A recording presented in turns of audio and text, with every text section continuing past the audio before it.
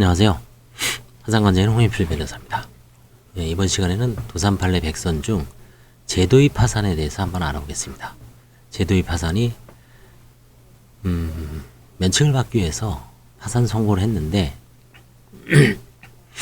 파산을 취하하거나 불허가 결정을 받거나 각하되거나 기각되거나 취하하거나 신청을 못했거나 이런 여러 가지 사유로 인해서 어떤 사유든 선고를 받고 면책을 못 받는 경우에 다시 면책을 받기 위해서 파산 신청을 할 수 있는가? 파산 선고가 가능한가? 제도입 파산입니다. 원칙적으로는 불가능하다는 게 대법원 판례고, 다만 이제 하급심에서 재작년이죠.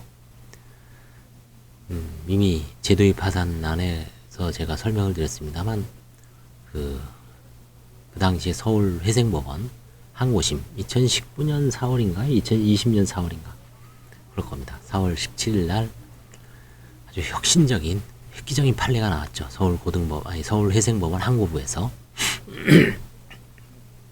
그걸 그때 한번 참조해 보시고, 이 지금 제가 소개하려는 제도입 파산 이거는 이제 그 판결을 이끌어낸 그 당시, 지금 현재는 서울회생법원장님이시고 그 당시엔 서울회생법원 수석부장님이었죠. 서경환 판사님이 이제 이 평석을 또 쓰셨습니다. 제도입 파산 신청 허용 여부. 여기에 있는 게 이제 그 판결에도 아주 반영이 됐고 판결을 읽어보면 상당히 명판결입니다. 한번 쭉 보시고 이것도 같이 공부해 보십시오. 제도입 파산 신청을 불허한 대법원 결정들을 먼저 세 가지를 소개하고 있습니다. 2006년 12월 20일자 면책 신청 기간을 도과하여 면책 신청이 각하된 자가 면책 결정을 받기 위한 목적으로 다시 한번 파산 신청하는 것은 구파산법 339조 5항에 제한적으로 정한 면책 신청 추한 규정을 면탈하게 하는 것으로서 허용될 수 없다. 이제 구파산법상 판결이고요. 일종의 제가 이제 불락 취기 신할 때 신이죠. 신청을 못한 경우. 네, 도과기간. 지금은 이제 동시간주가 되기 때문에 파산 신청하면 특별한 반대 의사 표시가 안 한 면책 신청도 간주한 거죠. 이걸 동시 신청 간주주의라고 그랬죠. 그래서 지금은 채권자 파산을 신청할 때 채무자가 파산 선고 확정 후 14일 이내에 한 달 이내에 파산 면책 신청을 할 수 있는데, 안 한 경우에 이제 이런 사태가 발생할 수 있죠.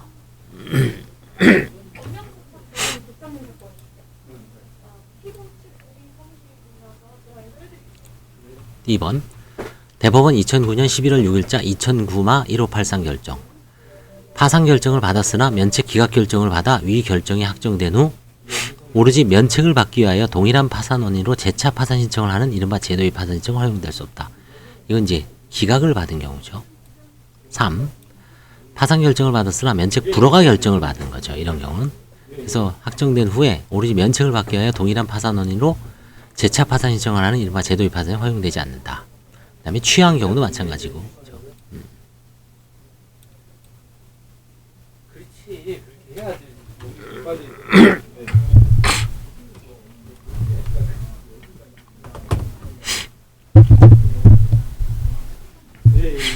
1.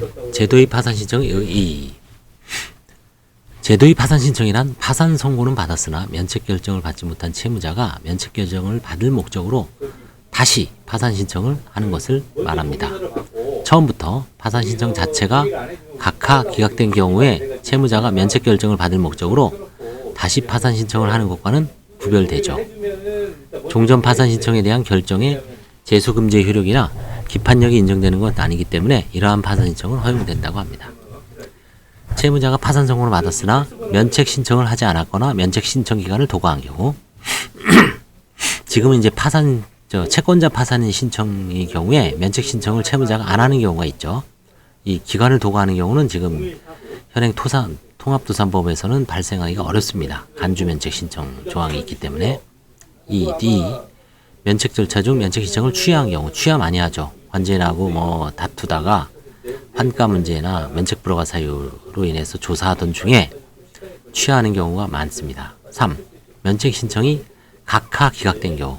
각하 기각된 경우는 각하는 저는 잘 못 봤습니다만 기각된 경우는 이제 파산 면책 신청 절차 중 2번 이상 불출석한 경우 집회기일에 이때 면책 기각이 많이 됩니다. 네 번째, 면책 불허가 결정을 받은 경우. 불허가 결정도 가끔 있죠. 이런 경우에 제도의 파산 신청이 가능한 것이가 이제 문제가 되죠.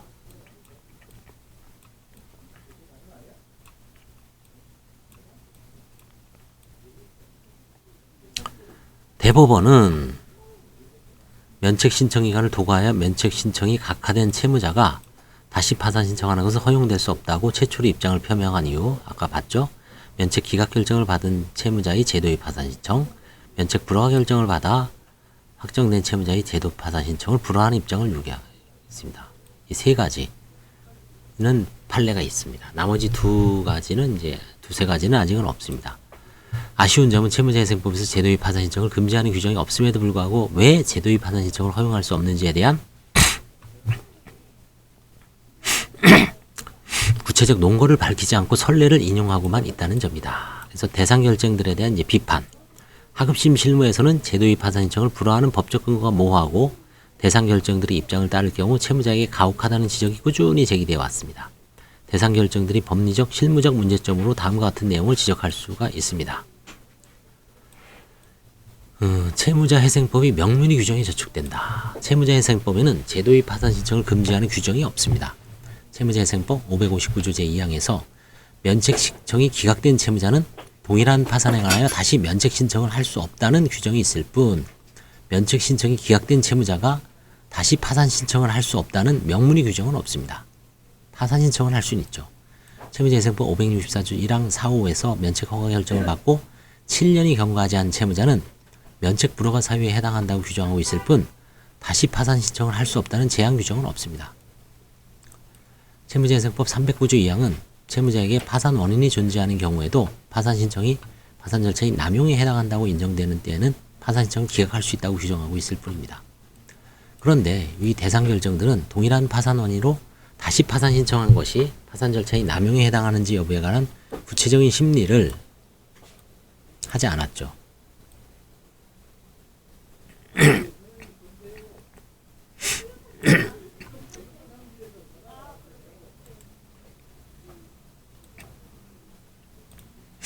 구체적인 심리를 요구하지도 않은 채 종전사건에서 면책이 기각 또는 불허가 되었다는 사정만 있으면 예외 없이 제도의 파산 신청을 불허한다고 선언하고 있고 그 근거 법규에 대한 설명이 없습니다. 외국은 어떨까요? 외국 입법 및 실무. 미국 연방파산법은 우리와 달리 파산 절차, 면책 절차가 일원화되어 있으므로 파산 신청 기각을 우리나라의 면책 신청 기각에 준하여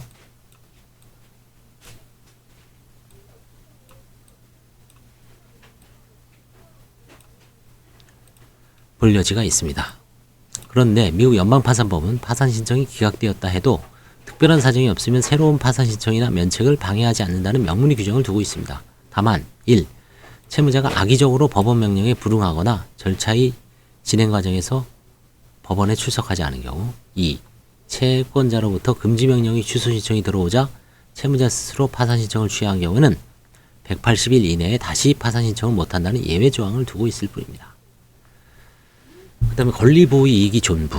대상 결정들이 채무자회생법상 명문의 근거 규정이 없음에도 제도의 파산 신청을 불허한 이유는 권리보호 이익이 없다고 판단하였기 때문이라고 보입니다. 즉 이미 파산 신청을 하여 파산 선고를 받았는데 동일한 파산 원인으로 다시 파산 신청을 하는 것은 권리보호 이익이 없다고 보는 것입니다. 비록 채무자회생법에서 파산 절차와 면책 절차를 분리하고 별도의 신청을 하도록 요하고 있으나 파산 절차와 면책 절차는 총채권자를 위하여 채무자의 총재산을 환가에 해당하고 이와 같이 배당된 부분을 제외한 나머지 채무는 면책하여 채무자로 하여금 새로운 출발을 할 수 있도록 하는 목적하에 긴밀하게 연관되어 있는 것으로서 실질적으로 하나의 절차로 진행되므로 법률상 이익을 분리하여 볼 수는 없습니다. 개인 채무자의 경우 파산 선고를 받은 후 복권되지 않으면 각종 직업상, 신분상 결격 사유에 해당한다는 법 규정이 200개 이상 존재합니다. 엄청 많죠. 아이돌 봄이 이런 것도 안 된다고 나와 있습니다. 그럼에도 불구하고 개인 채무자가 스스로 파산 신청을 하는 이유는 파산 선고를 받은 후 면책 복권을 받기 위해서죠. 그런데 파산 선고를 받았지만 면책이 기각되거나 불허가 되어 기존 채무로부터 벗어나지 못하였으면 물론 추가적으로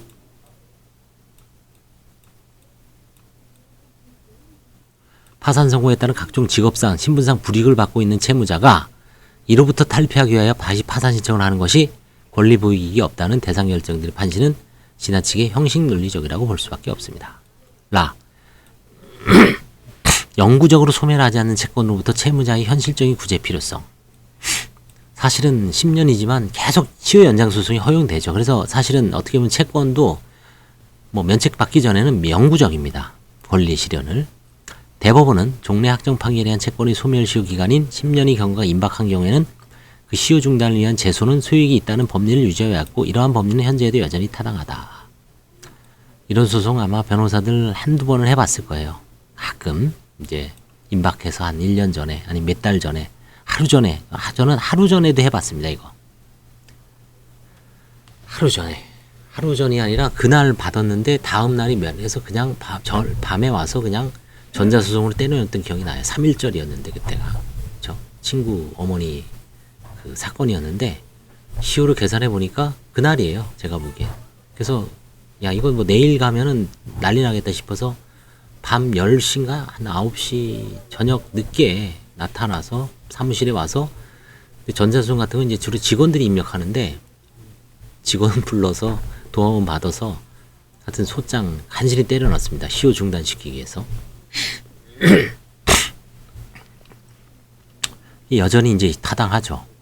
이 전원합의체 판결에서 시효 중단을 위한 제소를 허용하여 영구적으로 소멸하지 않은 채권의 존재를 인정하게 되면 변제 능력이 없는 경제적 약자가 견뎌야 할 채무의 무게가 더욱 무거워지는 사회적 문제도 따른다는 반대 의견이 지적이 돼요. 소수 의견이 이런 거 있죠. 이런 소송을 허용하면 안 된다. 그럼 영원히 경제적 약자는 평생 갚아야 되는데 다수 의견은 확정 판결에 의한 채무라 하더라도 채무자가 파산이나 회생제도를 통해 이로부터 전부 또는 일부 벗어날 수 있는 이상 채권자에게는 시효 중단에 의한 제소를 허용하는 것이 균형에 맞다고 반박하였습니다. 그래서 이러한 다수 의견의 반박 취지를 살리기 위하여도 채무자에게 제도의 파산 신청을 허용함이 옳죠. 그 다음에 또 제도의 회생 절차, 개인 회생 절차는 허용되는 실무와 균형을 맞추기 위해서라도 필요하다고 봅니다. 현재 도산 절차 실무상 회생 절차, 개인 회생 절차 개시 결정을 받은 채무자가 그 후 회생 절차, 개인 회생 절차가 폐지된 경우에 폐지 결정 확정 후 바로 동일한 회생 원인, 개인 회생 원인을 이유로 제도 회생 절차, 개인 회생 절차 개시 신청을 하는 것이 허용되고 있고 이를 금지하는 규정이 없습니다. 파산 선고를 받았다가 파산 폐지 결정을 받은 채무자도 다시 파산 신청을 할 수 있고 이를 금지하는 규정도 없습니다. 유독 파산 선고를 받았다가 면책 신청이 기각되거나 면책 불허가를 받은 채무자에 대하여만 제도의 파산 신청을 금지하는 해석은 다른 도산 절차와 균형이 맞지 않다고 비판하고 있습니다. 하급심의 실무 경향, 대상 결정들이 지니고 있는 앞서 본 바와 같은 법리적 실무적 문제 때문에 하급심 실무에서는 파산 선고를 받았다가 면책 신청이 기각되거나 면책을 불허가 받은 채무자가 다시 파산 신청하더라도 동일한 파산 원인에 해당한다는 판단을 엄격하게 하여 제도의 파산 신청에 해당하지 않는다고 보아 사실상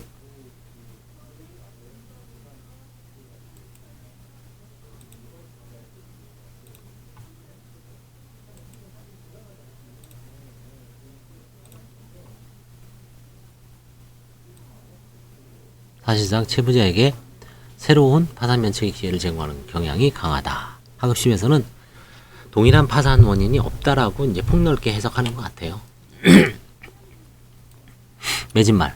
특별한 법적 근거도 없이 종전 사건에서 면책이 기각 또는 불허가 되었다는 사정만 있으면 예외 없이 제도의 파산 신청을 불허한다고 선언한 대상 결정들에 찬성할 수가 없다라고 해서 이 소경환 원장님이 2019년인가 20년 4월 달에 제도의 파산 판결문만 16페이지의 논문이더라고요. 이거보다 훨씬 자세하죠. 그 판결문은 꼭 읽어보십시오. 어떤 분이 있냐. 아까 말했듯이 파산을 신청했는데 불허가 받거나 낙하받거나 취하받거나 아니면 신청을 제대로 못했는데 나는 그냥 평생 제도의 파산이라 그래서 면책을 못 받냐? 그게 아니다. 이전 구제 결정이 있기 때문에 제도의 파산이 남용만 아니라면, 흔히 말하면 이런 거예요. 제도의 파산 신청을 했는데 보니까 관제인 조사가 빡세. 뽀록 누구한테 짱 박아놓은 재산을 은닉한 재산이 들통날 것 같아. 그래서 살며시 딱 취하하고 싹 주소를 옮겨서 널널한 서울에다가 싹 신청을 해요. 이런 경우는 안 된다. 이런 경우는 남용이죠. 이런 경우는 제도의 파산이지만 이런 경우는 허용을 안 해줘. 왜? 재산을 은닉한 부당한 목적이 있었죠. 근데 그게 아니라 관제인이 무슨 서류를 갖고 와라. 이혼한 마누라, 3년 전에 이혼했는데 그 서류 갖고 와라. 마누라는 어디 사는지도 몰라. 이혼한 전 부인은. 애들하고 어디 이민을 갔는지, 지방에 갔는지. 물론 소송을 하면 찾을 수 있겠지만, 이혼한 지 벌써 한 4, 5년 됐는데, 그쵸? 2년도 아니고. 그런 경우까지, 자료 제출 막 요구하고 안 갖고 오면 불허가 내리겠다고 한다. 그죠? 그 다음에 부모님 한 20년 전에 돌아가셨는데, 부모님은 무슨 세목별 과세증명서, 지적전산 자료 다 띄워와라. 그죠? 최근 10년도 아니고. 그 다음에 이제 장성한 아들이 부동산 취득자금을 소명하라 그래서 재직증명서하고 소득금액증명 40 넘은 아들, 그쵸? 일일이 다 요구했는데 아들이 협조를 안 해. 너 면책 불허가 시키겠다. 그러면 아주 넌덜머니가 나서 면책 신청을 취하를 했어요. 그리고 나서 한 2, 3년 지난 다음에 이제 다시 또 면책 받으려고 파산 신청했다. 이런 경우에는 종전에 그 서류 제출 요구한 게 재산은 이거 한 게 없죠. 좀 무리한 서류 요구를 하거나 아니면 채무자가 도저히 채무자 영역에서 구할 수 없는 그런 서류를 요구했을 때, 원래는 사실조회까지 할 수도 있었지만 그때 그냥 본인이 순간적인 착오로 판단을 잘못해서 취하를 해서 면책을 못 받았어요. 이 구제를 해줘야죠. 이런 경우에는 제도의 파산을 폭넓게 완전히 다른 파산이라고 해서 할 수도 있지만, 차라리 그러지 말고 제도의 파산을 남용이 아닌 한 허용하자. 이게 이제 서경환 원장님의 결론입니다. 논문에. 그다음에 여기도 마찬가지고, 채무자가 다시 파산 신청하게 된 기간, 경위, 의도 등을 종합하여 제도의 파산 신청이 파산 절차의 남용에 해당한다고 판단된 경우에는 채무자회생법 309조 2항 이걸로 기각하면 되죠. 충분하다. 그렇죠? 결론이 이겁니다. 충분하지 굳이 제도의 파산을 허용하지 않는다는 그 대법원 판례는 문제가 많다라고 본 겁니다. 예. 하여튼 제도의 파산은 제가 따로 늘 엄청 독립된 재생 목록도 만들어 놨으니까 거기에 있는 여러 사례라든가 이론, 교과서 읽어준 거 다양하게 나옵니다. 그다음에 마지막에 16페이지짜리 판례도 싹 올려놨으니까요. 서울 해생법원 사이트에 가면 찾을 수 있습니다. 유명한 판례로 아주 명문입니다. 읽어보시고 제도의 파산이 이거구나. 그래서 결국은 어떤 이유든지 파산 면책을 못 받았는데 다시 뭔가 도전해보고 싶은 분들, 그 판례를 열심히 읽고 변호사하고 머리를 맞대고 상의해서 제도의 파산 남용이 아닌 한 허용되니까 그 판례가 이제 구세주입니다. 여러분들 잘 활용해 보시기 바랍니다. 감사합니다.